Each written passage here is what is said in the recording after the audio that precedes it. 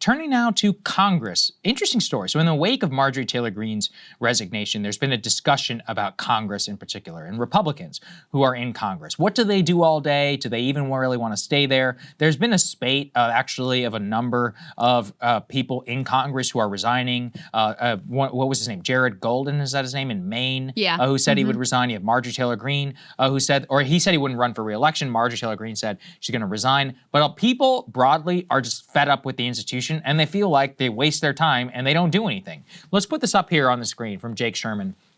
He's one of these inside the Beltway reporters who really, he speaks to everybody and reports some of the inside gossip. So here's what he says.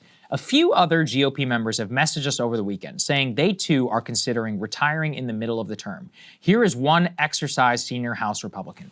This entire White House team has treated all members like garbage, all, and Mike Johnson has let it happen because he wanted it to happen. That is the sentiment of nearly all, appropriators, authorizers, hawks, doves, rank and file. The arrogance of this White House team is off-putting to members who run roughshod and threatened. They don't even allow little wins like announcing small grants or even responding from agencies. Not even the high-profile, the regular rank and file random members are more upset than ever. Members know they are going into the minority after the midterms. More explosive early resignations are coming. It's a tinderbox. Morale has never been lower. Mike Johnson will be stripped of his gavel, and they will lose the majority before this term is out. Woo. That is shocking. Now, remember, I flagged this, that MTG resigning was a big problem for Mike Johnson because that was, what is it, 2 votes there in the House of Representatives? You lose 2 more. Take a look at an actuarial table, if you might, for the average age for a number of people in Congress.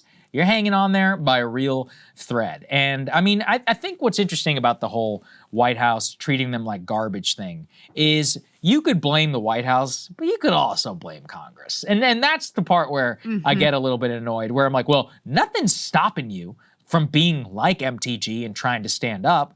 It's you're who afraid of standing up, quote unquote, to Congress or standing up to the White House or, getting on their bad side. You're the ones who live in fear of a Trump Truth Social or who go around the Capitol and say, well, I haven't seen the tweet or I'm not aware of what it is or I'm not aware yet of what the president has said, but always praising him on the other side, even though behind the scenes you totally disagree. So it's kind of...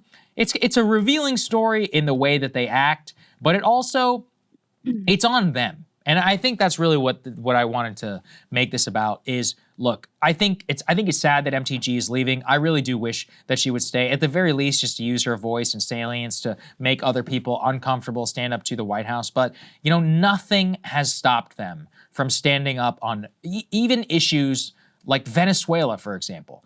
They refuse to take control over their ability to declare war and to exercise some oversight over the United States military, which is their constitutional, one of their obligations, right, is to review especially appropriations and the literal right to declare war. They refuse to exercise any power over that. They refuse to exercise any power, let's say, over weapon shipments and the Leahy law. Like they pass laws into office or they pass laws on the books and then they refuse to actually ensure or try to ensure that those laws are being followed. And this isn't just a Trump story. It's really a story of post-Iraq, is that ever since Iraq, when congressmen and senators, or when senators voted to support the war in Iraq, and then Hillary basically lost in 2008 because of the Iraq war vote, they just don't want to take any difficult vote, and they're happy to just pass the buck to the executive so that they own all the political consequences. And that's really the case on everything. Even if you remember, Krystal, Obamacare,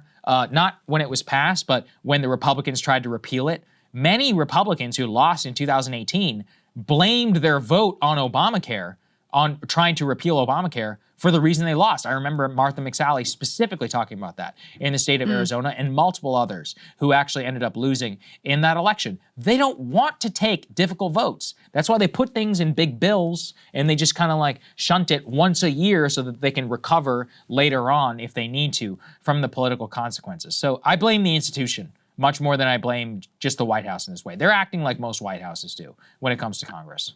Yeah, it's they're working together to give the executive as much power as possible. Like, that's effectively what's happened here. I mean, they've co-signed Trump's executive power grab from the beginning. Even if you think about Doge, right? Oh, yeah. Out of the gates. Doge is now, by the way, finished after having, decimated parts of the federal government, but achieved negative cost savings and, wrought a lot of havoc in people's lives and degraded government services, et cetera. So congratulations to all involved. And now the Doge boys who were part of it are apparently afraid that they're going to be prosecuted for, not following the law while they were there. But in any case, out of the gates, all these Republicans were so excited about Doge and all this cost cutting and, completely on board with the executive branch just unilaterally deciding what funds were going to be spent, what programs were going to be cut. They didn't assert their authority as a legislative body, because, I mean, this is the way this is supposed to work, as everyone knows, is Congress appropriates funds, and then the executive has discretion over exactly how Congress's wishes are fulfilled.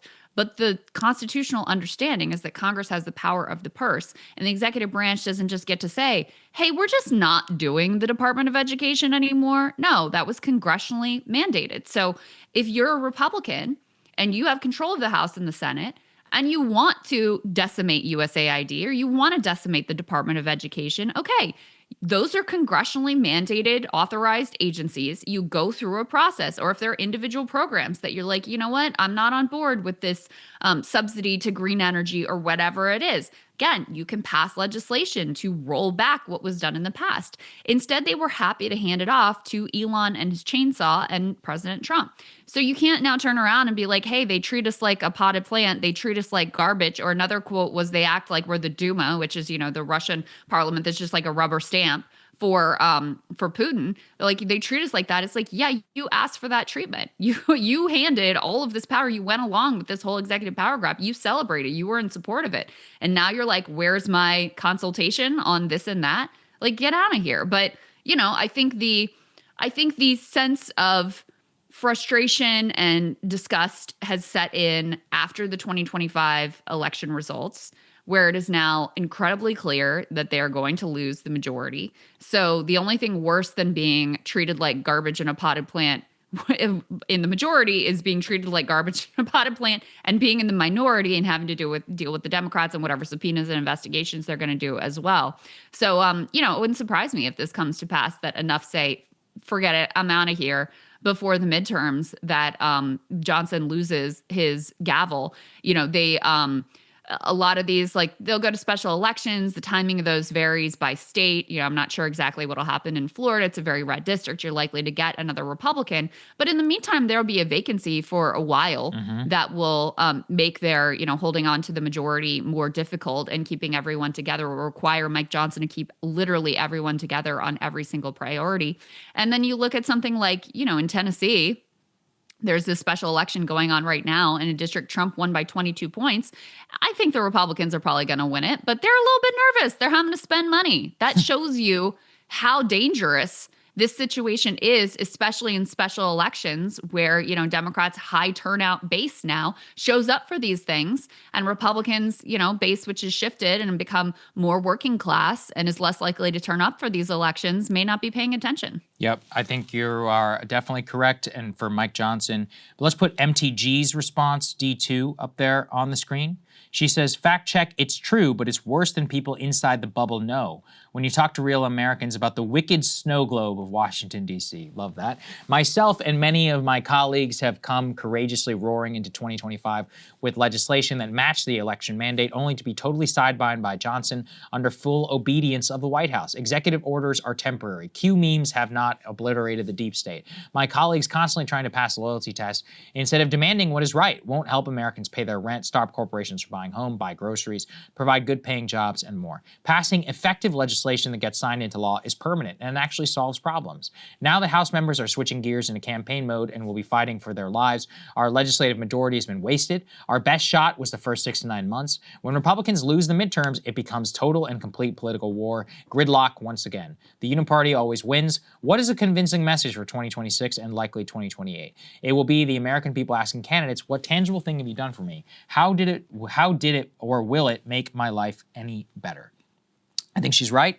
it also demonstrates, some of the issues that we have right now with Congress broadly. And there's also a joke, apparently. Let's put this next one up here on the screen. Inside the White House, top advisors joke that they are ruling Congress with an iron fist, according to people who have heard the comments. Steve Bannon, the influential Trump ally, likened Congress to the Duma, the Russian assembly that is largely ceremonial, which is... yeah, I forgot it was Bannon who was the one who said that. Who said it was the Duma. Which Duma? That's the question. Real Russia watchers will know. Hey, if you like that video, hit the like button or leave a comment below. It really helps get the show to more people. And if you'd like to get the full show, ad-free, and in your inbox every morning, you can sign up at breakingpoints.com. That's right. Get the full show, help support the future of independent media at breakingpoints.com.